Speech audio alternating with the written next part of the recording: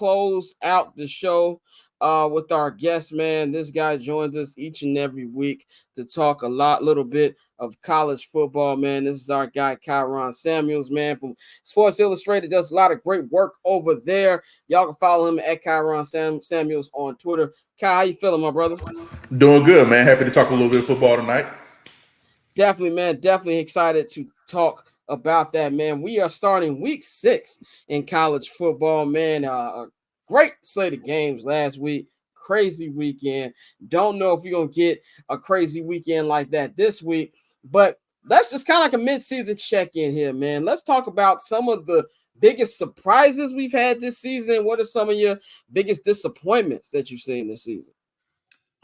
Biggest surprise I would say would just be how good Colorado's defense has been. I knew that they would be good on offense. I knew as long as Shedeur was healthy and the offensive line improved just a little bit, that they would be able to score points. But seeing how good the defense has been pretty incredible. They're tied for 17th in turnovers right now, forced turnovers, that is, which is really like tied for like 8th, really, but there's just a bunch of teams right there on top of them in terms of being tied at 7. So they've been very productive getting the ball away. They have only allowed 26 points in the second half of ball games this season. So as long as they've been able to keep a game close in the first half, they haven't allowed much of anything in the second half. 2 of those touchdowns were in garbage time, really 3 of them. So really they've only given up 1 touchdown that mattered, and that was to North Dakota State in the first game.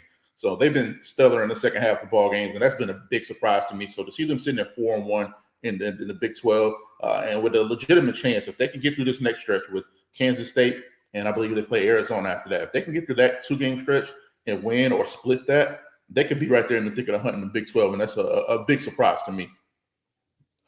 Definitely. Courtney, what's some of your surprises that you've seen, at the halfway mark here in this season?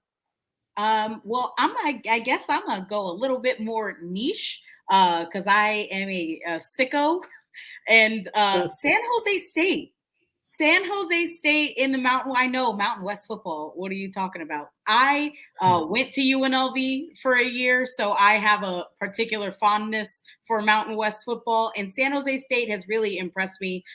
Emmett Brown came over from Washington State and has just really been able to take command of that offense. Nick Nash, who's one of their wide receivers, is a top 5 wide receiver in all of college football. I think he's like number 4 in total not total yardage, but in receptions. I think he actually might have the most receptions, and he has 8 touchdowns so far.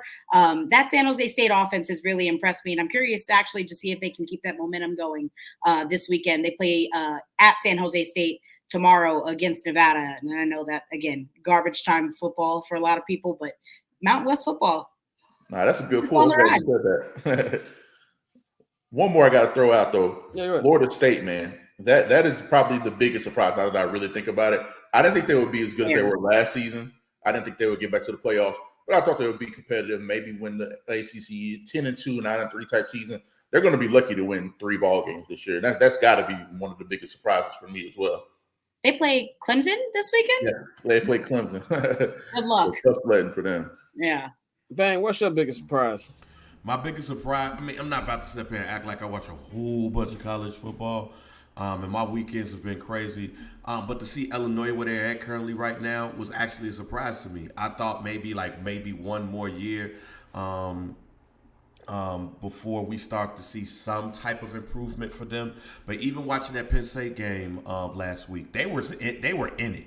For the majority of the game, and they were at Happy Valley as well. So I was pretty shocked at seeing Illinois being able to stay close to one of the better teams in the big, however many teams that they have right now. Also, Colorado, like I said, Colorado's defense, I still stick to the sky's going to fall probably these next couple of weeks. But the fact of the matter is that defense, which was putrid last year, has been way better than advertised. And in order for this team to be successful, they need that defense to be that. And even though I feel like the sky might fall a little bit, at the same time, the fact that they have a defense which is flying around the ball right now, I really dig it. So I've been killing Dion in Colorado these last couple of weeks, but I got to give them some love, man. They've been a big surprise for me. Go ahead, Courtney. You say you had a question. Yeah. So I know we're about to get into some top matchups that we got going on this weekend, but I really want to ask you real quick what your thoughts are on Mizzou in this matchup that they have this weekend against Texas A&M. I actually think that Mizzou's in trouble. I haven't seen enough from them in the games they played. The Boston College game was a struggle, and I think Boston College is a decent team, but probably put on a little bit of a pedestal nationally because of what they did to Florida State, which, in my opinion, doesn't mean much now at this point because everybody's really done that to Florida State. So I haven't really seen enough from Mizzou to feel like they'll be able to go to Kyle Field, an early game. Nobody likes to play at 11 o'clock, Central Time, and get up early and go through the pregame routine and play like that. So being at home is an even bigger factor, in my opinion, when you're playing those early games. And then, Texas A&M defense is stout, man. They've been battle tested. They've played some tough teams already. They've already opened the season with Notre Dame, even though a team like Bowling Green, who people might not think is a tough team, but they've taken Penn State and Texas A&M to the brink. And they proved that they're a very solid ball club, top to bottom, and they can handle people. So I feel like they've been more battle tested, and I feel like their defense is better when they're at home. Give me that team at home to protect home field because I haven't seen enough from Missouri, at least consistently, for me to pick them over a team like Texas A&M that's so good at the little things, at the little details. They're not going to beat themselves. I think it's a good point to talk about being tested. I think a team that I want to get your opinion on is what's your thought on Ohio State? Right now they're ranked 3-0. I mean, they're ranked number 3. They're 4-0 right now. They're getting ready to play Iowa tomorrow. They've got Jeremiah Smith. He's as my brother. He's a diehard Buckeye fan. Always says true freshman.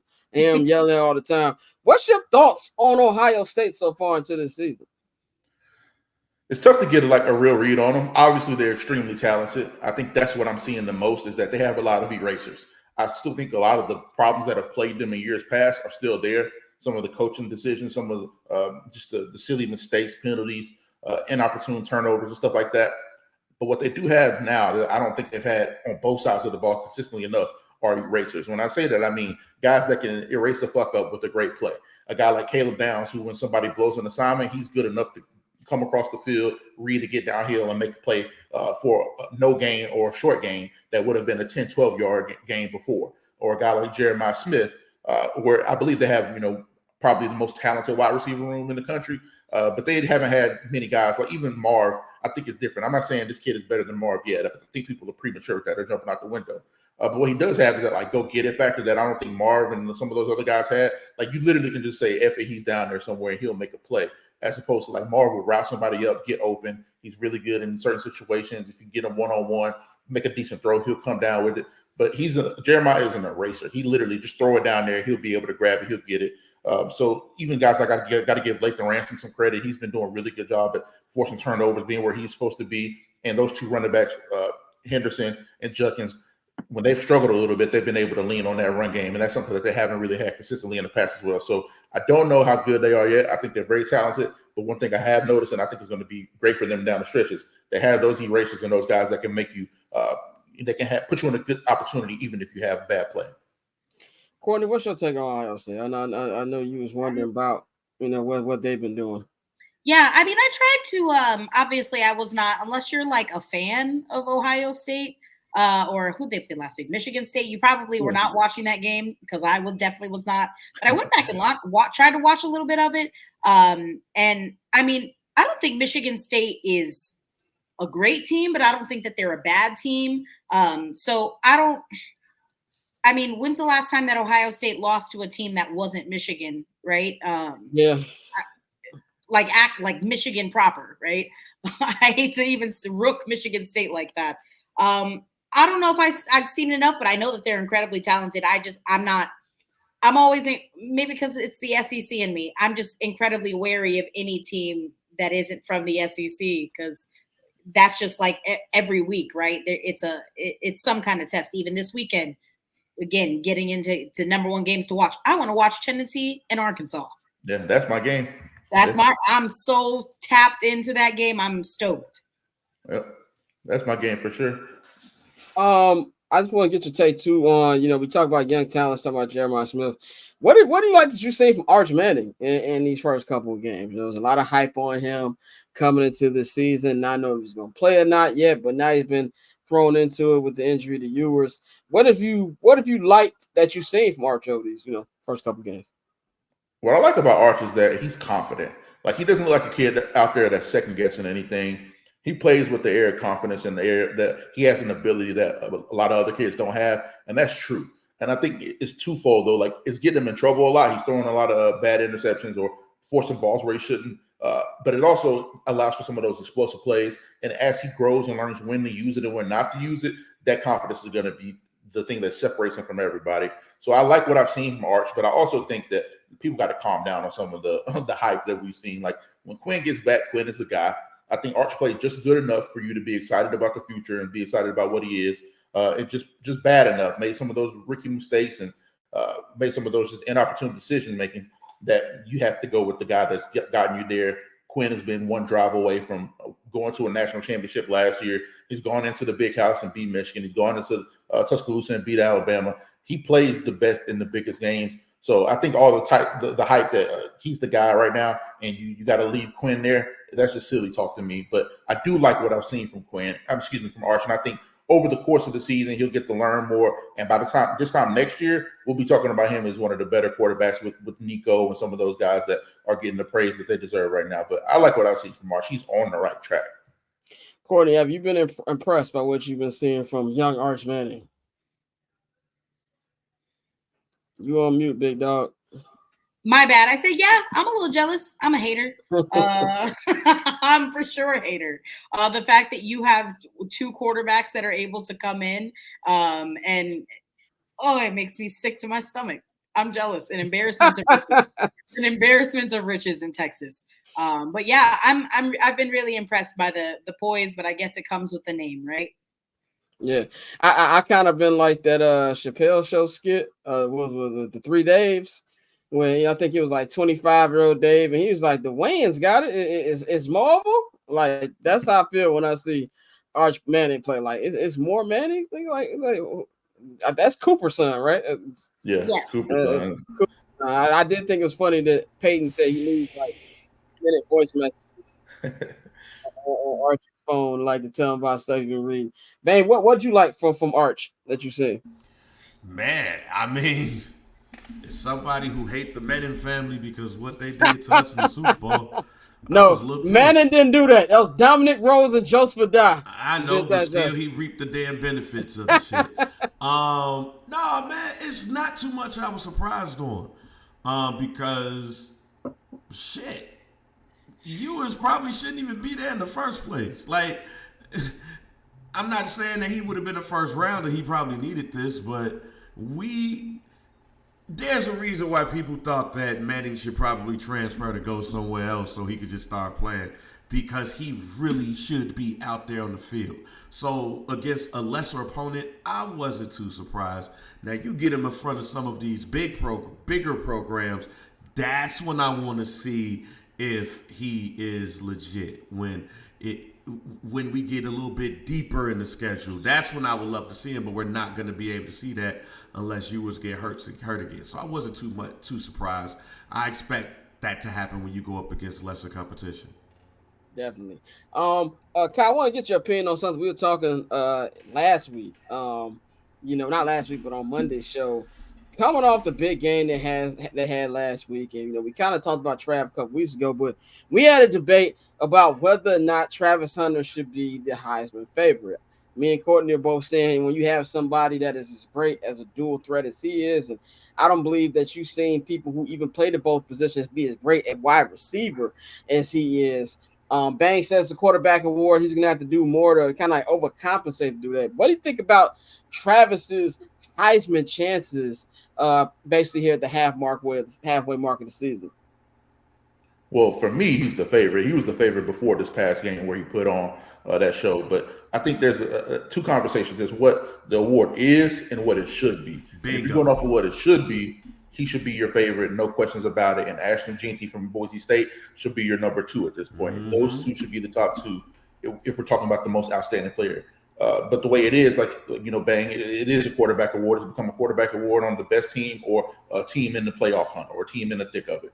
Unless you do something just outstanding, like you have to have a Lamar Jackson type season. You have to have a Johnny Manziel type season where you're doing something transcendent that we haven't really seen before. And the only person that's doing that, well, two people that are doing it right now, is Ashton Jeanty and Travis Hunter. So those would be my top two.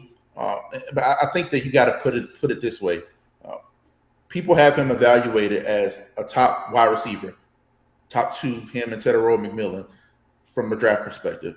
They also have him rated as a top two cornerback with Will Johnson. And nobody's ever done that before. Like, people keep trying to compare him to somebody, or they're like Woodson or even Gamble, who was fantastic, even Champ Bailey. All those guys are fantastic, some of the greatest players we've ever seen, but none of them even came close to this level of output in terms of the snap count, playing this much on offense and this much on defense and producing at that clip. He's playing like over 120 plays a game or something crazy like that. Like, nobody's ever come close to this and had the production to match. So all the respect to those guys. Those are legends, some of the best we've ever seen. But Travis is literally, people say it all the time, generational, doing something we've never seen before. But he is literally doing something we've never seen before. And at this point, this is why I said it was so interesting about Colorado being in the hunt. Because if Colorado stays in the hunt, they don't even have to go win 10 wins. If you get to like 8-4, 9-3, then you can't deny his impact. Then he will be one of the top 25 teams in the country. And they'll have that record largely because of him and what he's able to do on both sides of the ball. So for me, he has to be the front runner, regardless of what the award is or what it should be. He's literally doing something we've never seen before. That's also where I'm really excited to see how Colorado's going to play after their bye week, because I want to see if they're going to do the same thing they did last year, which is collapse when they got to like 4 wins and just they didn't win the game for the rest of the season. Or we're going to see a little different change this year. And I think that the defense and the way the defense has been playing really gives them more of a shot than it was before. Last topic here, and we're going to wrap the show up. Kyle, what's your number one game to watch this week for people? You know, it's a big sports weekend. We got a lot of great baseball tomorrow as well. What's the number one game that you got your eye on for this college football weekend? Well, Tennessee, Arkansas was my number one, but I'll leave that to Courtney. You can have that one. No, brother, that's ours. Okay, it's just, we talked about Ohio State and having tests, right? I don't really think that Tennessee's been tested yet. I like Oklahoma's defense a lot, but they replaced all 5 starters on the offensive line. They benched their quarterback halfway through that game.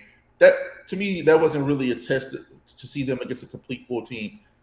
Arkansas is not a great team, but they are a good enough team to give you a scare. They have enough dynamic playmakers in the quarterback and Taylor Green and Jaquindon Johnson, their running back. They create enough turnovers. They're very pesky on defense. Their defensive coordinator, Travaris Williams, he gives you a ton of looks. His DBs are sticky. They're going to be in their faces all night.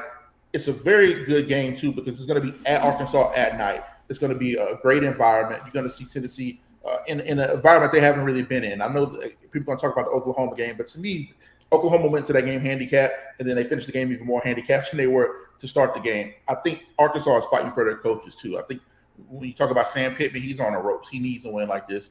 He needs a performance. I think just came off a very tough loss last week, a 21-17 loss to Texas A&M, a game they should have won. Or could have won. And then the Oklahoma State game is the game that they should have won. So this team very realistically could be sitting here at 5-0. They're probably playing for their coach right now. They love that guy, and I think they'll go into the game with a little attitude. So we'll see a lot more from Tennessee this game than we did in the Oklahoma game. If they come and blow these guys out, I'll be far more impressed by what they did tomorrow instead of what they did against Oklahoma State. So I'm excited to see this game because I think we're going to learn a lot about both teams. Courtney, you got the same game or you got a different one? I was having the exact same feelings. That game is what I'm most looking forward to tomorrow. I will have that game circled. I will definitely be tuning into that. Kyle, anything you want to push before we get you up out of here? No, I don't want to push anything personally, but I would say 2 other games to watch is watch Rutgers and Nebraska. That's going to be a great game. Rutgers is sitting there at 4-0, Nebraska sitting there at 4-1. And then another game I want to watch is the Michigan-Washington game because it's a rematch of last year's national championship game, but neither one of those teams look like the same team from last year. So it's kind of a crossroad game for both programs. Like if Michigan wins this game, they're going to be on the right track. And even though the offense sucks and they can't throw the ball, if they can find ways to win with defense and run game, they're going to be sitting in the thick of the hunt in the Big Ten.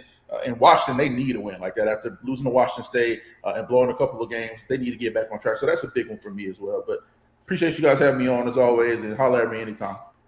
definitely, man. He is Kyron Samuels. He is our college football correspondent for the season. Y'all can follow him at Kyron Samuels on social media. Kyle, we gonna holler at you, my guy.